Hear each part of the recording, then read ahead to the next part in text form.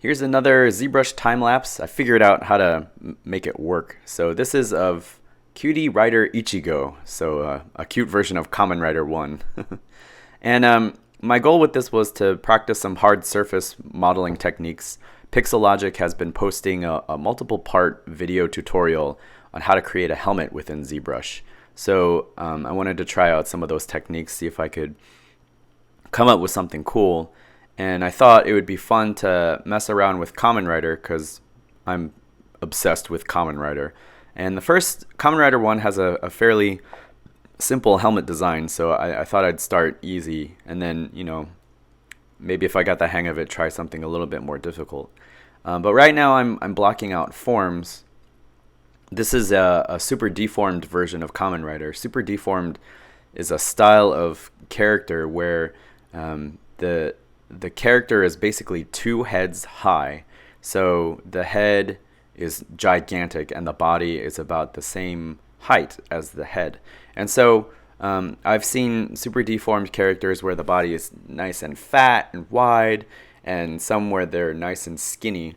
So I kind of wanted to do something where Ichigo was a little bit skinnier on the skinny side, so I could attempt to pose him later.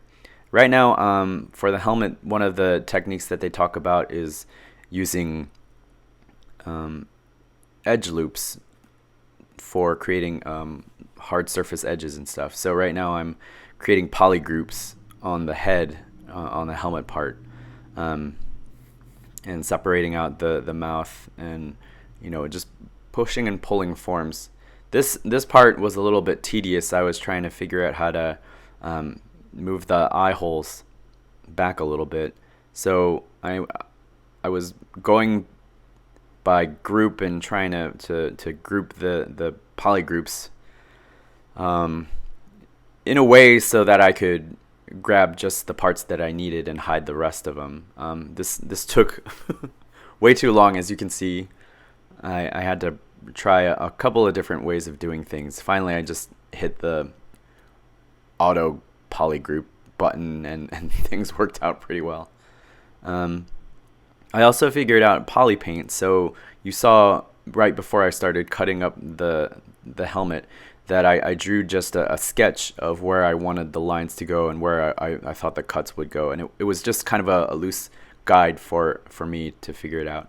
Right now I'm trying to hide different parts of the helmet so I could color them with polypaint. The nice thing about those edges, the edge loop thing, is that you can have nice separation between the parts, so you can just hide the ones you don't want and then color the rest, so you have nice clean borders. I also found a good use for the jelly bean material, which is what I used for the eyes. So right now I'm creating the jewel for the forehead, and I used a Z-sphere for the antenna just because that seemed like a really straightforward way to create that. Now the mouth part, I kind of wanted to keep a little bit rough in terms of texture, so I didn't smooth this part out as much. If you watch the original show, the Common Writer mask is a little bit rough around the edges. You can see some of the sculpting detail that they did when they put it together. So it's not, it's not shiny like the newer Heisei suits. It's kind of rough. So I wanted to kind of emulate that feel with the brush strokes. Also, it's a nice excuse for me to not have to figure out how to make it as clean as possible. So yeah, just pushing forms around and moving things in so that look a little better. And I think I started on the bodywork. Yep. So I use some extract meshes and then clip brushes to kind of do the rest of it. So I do that with the belt here, eventually the gloves and the boots. This is another Dynamesh sphere that I kind of push around to create the belt buckle.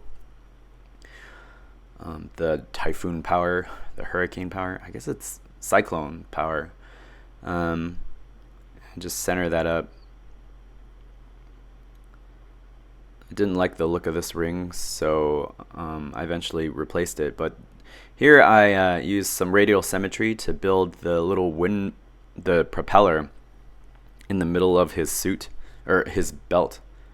It's fun, never used it before. It's not as precise as I wanted to, but I thought it was good enough for a sketch. And also, it's really tiny, so when I render out this guy at full view, you probably won't be able to see the propeller in the belt anyway. So just some other details on the belt.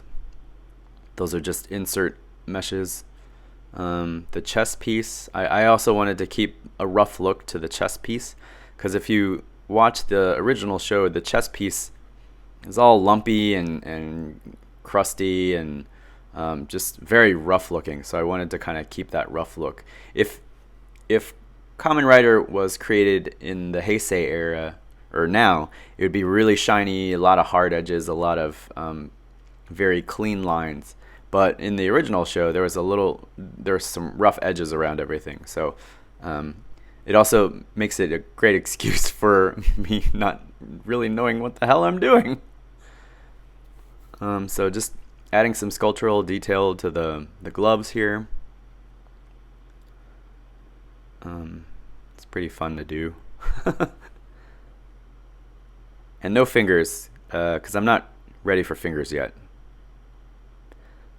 Same thing with the boots, just a bunch of forms and some pushing and pulling. And here, when I mirror them, I'm going to do some asymmetrical sculpting, because I don't want them to look like the same object. They're right next to each other, so I didn't want them to look like I just turned on sculpt with symmetry. Here I'm creating the back wings that no one will ever see, but you got to put them in there to be somewhat show accurate. Here's the muffler. So it's basically just a cylinder pushed around. I didn't even turn it into a Dynamesh. I just kind of made some more subdivisions and then pushed it around. This is the knot. With the knot, I kind of remeshed it and turned it into a Dynamesh, because I wanted to get a specific form. So that's pretty cool. Some more poly paint, and the tails of the muffler or the scarf are just polyspheres that I dynameshed and then mushed around. Dynamushing as I like to call it.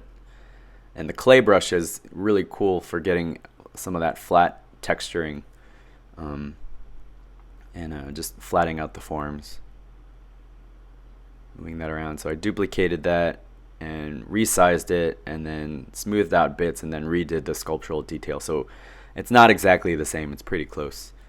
Okay, and this final part is me drawing the racing stripes.